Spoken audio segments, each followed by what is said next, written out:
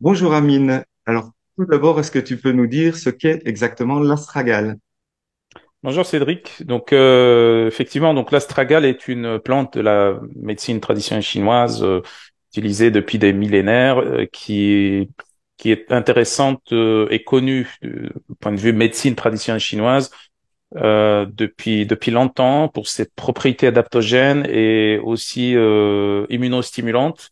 Et donc ces propriétés-là, avec d'autres aussi, des propriétés également dont on parlera certainement, qui sont émergentes, ont été étudiées également. Voilà, on a pas mal d'études là-dessus, des études chez l'animal, parfois des études cliniques sur ces propriétés-là. Donc c'est vraiment une des plantes adaptogènes les plus intéressantes, en tout cas dans la pharmacopée Mhm. chinoise. Alors, avant d'aller plus loin sur l'astragale, est-ce que tu peux nous rappeler la définition de plante adaptogène? Alors, une plante adaptogène, c'est une plante qui va, alors, adaptogène, c'est utilisé un petit peu à différentes Mhm. sauces, si tu veux. Réellement, une plante adaptogène, c'est une plante qui va agir sur différentes voies métaboliques Mhm. qui, en apparence, ne sont pas connectées ou ne sont pas directement liées. Si on prend un exemple de voie métabolique, pour faire simple, des voies hormonales. Mhm. Le cas, par exemple, de l'astragale, effet sur les hormones thyroïdiennes, effet sur le cortisol notamment, et puis au-delà de ça, des effets sur tout ce qui est stress oxydatif, sur l'inflammation, au niveau du génome aussi. Et donc, tu vois, il y a des effets très différents, très variés, Mhm. qui sont en apparence pas du tout connectés, mais on sait très bien que tout est connecté, bien entendu. Et donc, ça touche à des voies très différentes et séparées. Et ça, c'est le premier plan, le premier plan de cette catégorie de plantes adaptogènes. Il y a le Mhm. second plan qui est en fait aussi la régulation dans la même voie métabolique, une régulation parfois qui peut être différente en fonction des situations. Mhm. Ce qui, par exemple, dans le cas, admettant du cortisol, on peut avoir une augmentation du cortisol dans le cas de syndrome inflammatoire, par le biais de cette plante Mhm. adaptogène, ou une diminution du cortisol dans le cas du stress, par exemple. Tu vois, sur la même cible, on peut avoir des effets différents. Et donc, c'est vraiment ces deux plans qui structurent cette propriété qu'on appelle adaptogène. Donc, effet pléiotrope, on peut dire, Mhm. et en même temps effets différents en fonction des situations. Et l'astragale fait partie des plantes adaptogènes. Des plantes adaptogènes, il n'y en a pas 36 000. Il y en a, voilà, il y en a plusieurs, et l'astragale en fait Ouais. partie. Ah ben justement, revenons sur l'astragale. Et est-ce que tu peux nous parler de sa composition? Alors, il y a plein de choses dans l'astragale, comme toute plante, mais déjà, principalement, on a ce qu'on appelle des astragalosides. C'est des Mhm. composés qui sont en fait des saponines, classés comme saponines. Du point de vue chimique, c'est des triterpénoïdes. Et là, on a quatre catégories d'astragalosides. Il y a Mhm. astragaloside 1, 2, 3 et 4. Et chacun de ces astragalosides va avoir des propriétés plus ou moins différentes. En tout cas, il a été étudié pour des propriétés un petit peu différentes.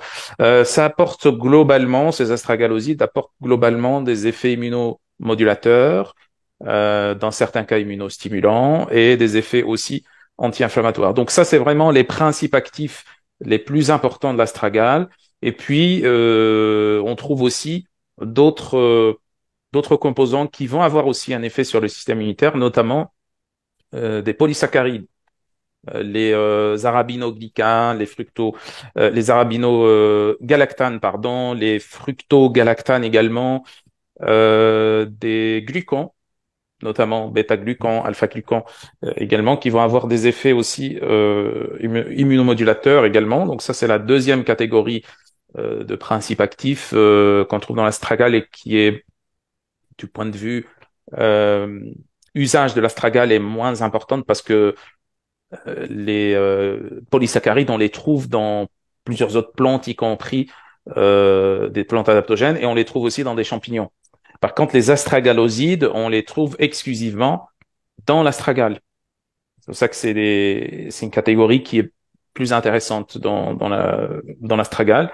Sinon, on a voilà, les anti-inflammatoires, antioxydants classiques, des polyphénols de type flavonoïdes et puis d'autres, des acides aminés, des amines biogènes, etc. Mais l'astragale en tant que tel, quand on parle de compléments alimentaires notamment ou d'usage phyto, on l'utilise principalement pour ces propriétés-là adaptogènes et immunomodulatrices, immunostimulantes, qui sont donc modulées notamment par les astragalosides, surtout.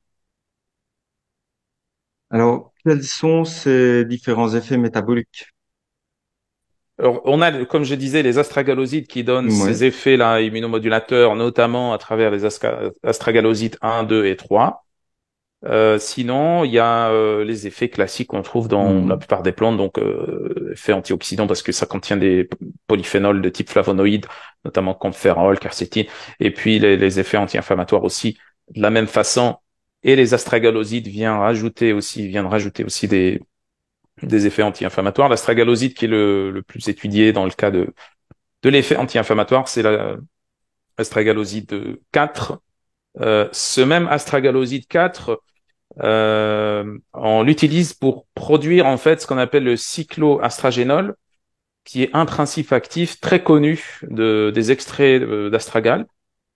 La plupart des extraits d'astragale disponibles sur le marché maintenant sont titrés en cycloastragénol. Et Mhm. c'est ce même cycloastragénol qui va donner, qui est un astragaloside de type 4, qui va donner cet effet euh, qui est maintenant un peu plus connu donc de l'astragale sur l'induction de la télomérase. Ça, c'est un autre effet métabolique pour lequel on utilise notamment l'astragale en micronutrition. C'est cet effet sur l'induction de la télomérase. Donc, petite parenthèse, la télomérase est une enzyme qui permet de rallonger les télomères. Qu'est-ce que c'est qu'un télomère? C'est l'extrémité des chromosomes. Euh, quand, euh, quand on a moins de télomères, quand la chaîne de télomères est moins longue, on a un risque plus important de dommages à l'ADN. Les télomères, c'est un peu comme des sortes de bouchons, si on veut, protecteurs, un peu comme quand on a un stylo, on a le bouchon qui protège voilà, le stylo. Et là, on a aussi des sortes voilà, de morceaux d'ADN qui vont protéger le vrai ADN codon et non codon d'ailleurs. Et donc, plus on a des télomères suffisamment longs et plus on va avoir un effet de protection de l'ADN, ce qui implique un effet anti-âge. Mhm. Parce que dans les processus de vieillissement, il y en a plein. Entre autres, on a cette voie de raccourcissement des télomères. Et la télomérase est l'enzyme qui fait rallonger les télomères, justement. Ouais. Et ce cycloastragénol, astragaloside de type 4, est un principe actif qui induit la télomérase. Alors, les études Mhm. sont des études euh, pas chez l'humain, mais des études in vitro, notamment, et ça permet voilà, ça a permis d'identifier cet effet du cycloastragénol. Donc c'est quand même un effet métabolique intéressant qui est relativement connu, même s'il y a moins de littérature là-dessus que d'autres effets.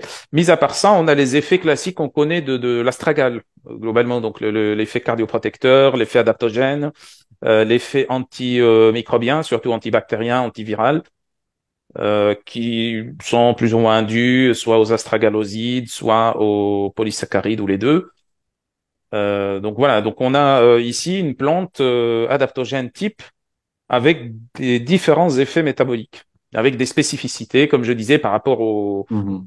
voilà, par rapport à cet effet d'induction de la télomérase, où on n'a pas beaucoup de composés qui agissent sur la télomérase, ou en tout cas qui ont été montrés pour agir sur la télomérase. Mhm. Ouais.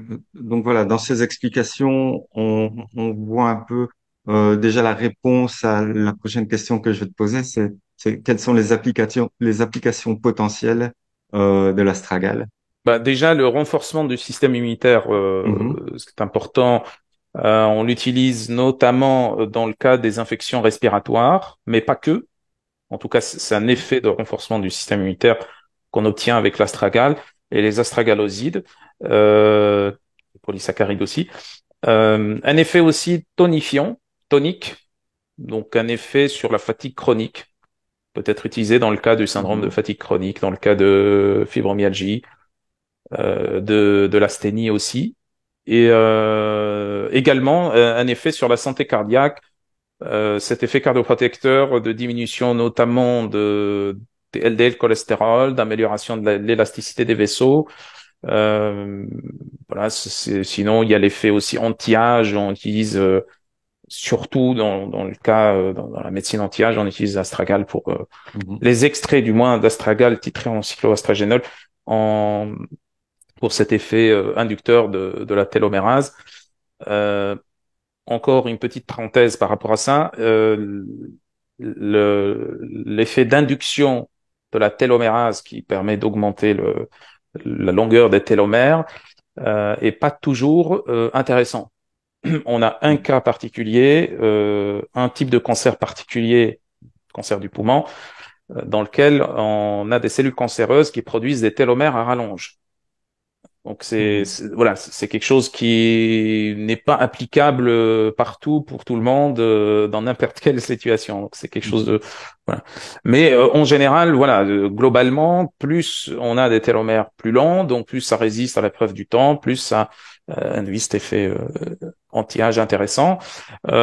Sinon, voilà, ça peut être intéressant pour les diabétiques, comme je disais, pour les personnes qui ont une constitution fragile, un système immunitaire fragile, une tendance à avoir des infections à répétition, euh, une déficience immunitaire globalement. Certaines études parlent d'effets bénéfiques dans le cas de l'insuffisance rénale. Voilà, c'est ce qui reste à prouver. Hein. C'est pas, mais c'est des orientations, des perspectives par rapport aux utilisations peut-être futures de Astragal. On a besoin de plus d'études là-dessus. Dans le cas de l'hépatite aussi, amélioration aussi des allergies saisonnières, comme dans le cas d'allergies de type rhinite allergique par exemple. Ouais. On a des améliorations avec l'astragal. C'est une des applications d'astragal aussi. Voilà, donc c'est à peu près les grandes lignes des applications. Ça reste donc un immunostimulant, une plante adaptogène tonifiante Mhm. euh, et, euh, et avec des usages qui peuvent être potentiellement intéressants pour les reins ou pour le foie, Mhm. pour les allergies. Alors, quand on parle d'application, on parle inévitablement également de précaution d'usage. Tu nous en as déjà donné une, hein, là, avec les cas de cancer du poumon. Effectivement, est-ce qu'il y en a d'autres? Ouais. Alors, c'est pas tous les cancers du poumon, hein, c'est Hmm. un type particulier de cancer du poumon. On va pas rentrer dans les détails, mais en tout cas, Oui, voilà, il faut faire attention quand il faire s'agit attention. de Oui, oui. cancer général et cancer, surtout cancer du poumon. Mis à part ça, donc on a classiquement la grossesse et l'allaitement, parce qu'il Mhm. s'agit d'une plante. Et dans le cas des maladies auto-immunes, hein, même Oui. si bah, il y a toujours une difficulté à distinguer, c'est ce que je souligne toujours, entre ces effets qu'on appelle immunostimulants, des effets immunomodulateurs. Et là, en fonction des études, on trouve à la fois des études qui parlent d'effets immunostimulants, mais d'autres qui parlent d'effets immunomodulateurs, même si ces deux mots sont trop généralistes pour impliquer des choses bien Mhm. précises. Voilà. Mais en tout cas, faire attention dans le cas de maladies auto-immunes, ça peut avoir un effet d'exacerbation, comme ça peut avoir un effet d'amélioration aussi. Hein. Mais en tout cas, c'est une précaution d'usage. C'est pas une Mhm. contre-indication absolue. Il faut faire attention avec ça. Sinon, comme précaution d'usage, on peut parler aussi des interactions avec certains médicaments, notamment les Mhm. immunosuppresseurs, puisqu'on a parlé voilà, des maladies auto-immunes comme précaution d'usage, et les anticoagulants aussi. Donc, c'est Mhm. probablement les deux catégories de médicaments auxquelles il faudrait faire attention. Il peut y en avoir d'autres, hein, mais ce sont les plus importantes. Après, voilà. Sinon, oui, l'astragale peut avoir un effet diurétique. C'est Oui. pas un effet diurétique majeur, c'est un effet diurétique doux ou léger mais Mhm. il faut tenir en compte que ça peut avoir cet effet diurétique. Si le patient va souvent aux toilettes, uriner souvent, bah, c'est possiblement dû à ça.